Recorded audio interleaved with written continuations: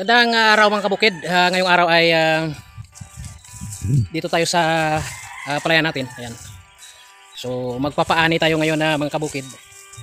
Hinantay na lang natin yung mga kasama natin. Magpapatulong tayo dun sa pinsan ko. So medyo maaga pa man. Medyo hinihingal tayo.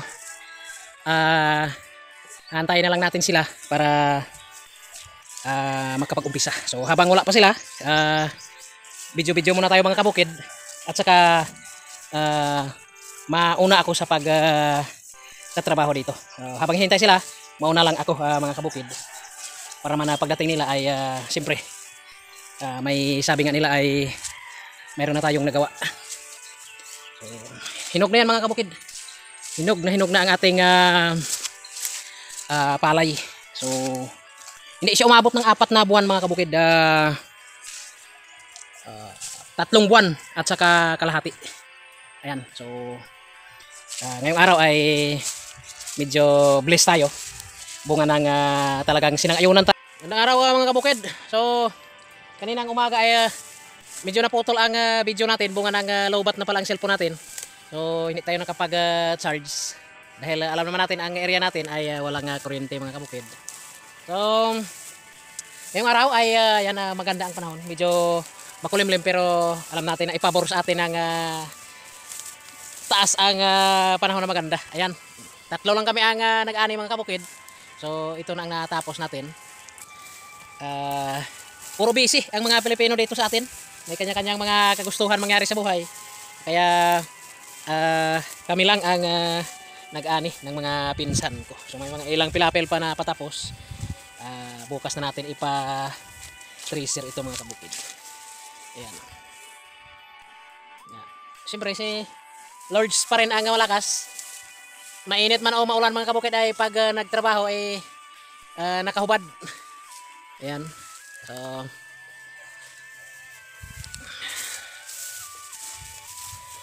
walang papugi-pugi dito sa bundok mga kabukid. Pag magpapugi ka ay gutom ang bituka mo. So kailangan dito ay siyempre masipag tayo mga kabukid. At saka sipag na nasa tama. Hindi pwedeng masipag tayo sa tanim ng iba. Yan. Update na lang namin kayo mga kabukid pag mag-tracer na bukas. At mamaya-maya ay maiipon natin ito.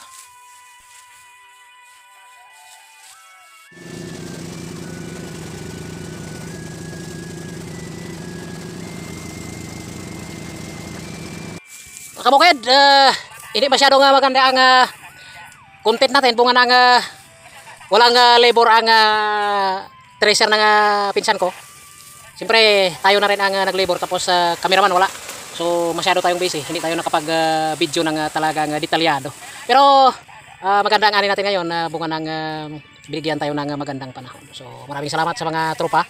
Kahit na ang pinagkunan namin ng tracer na yan ay doon pa sa kabilang bundok. Mga 3 kilometro. So nakarating dito sa area natin bunga ng siyempre nag-uusap tayo. Maraming salamat no sa mga viewers natin, mga kaibigan natin. So patuloy lang tayo sa ginagawa natin mga kabukid para pagdating ng panahon ay makamit din natin ang mga kagustuhan na mangyari sa buhay natin. So palagi nating sinasabi na kung hindi tayo, sino ang gagawa para sa atin. At kung hindi ngayon, kailan mga kabukid? Dapat simulan mo ngayon na.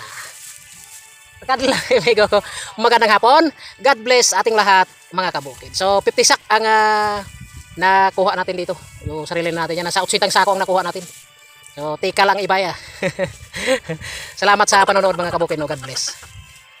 Shout out. May shout out ko. Shout out.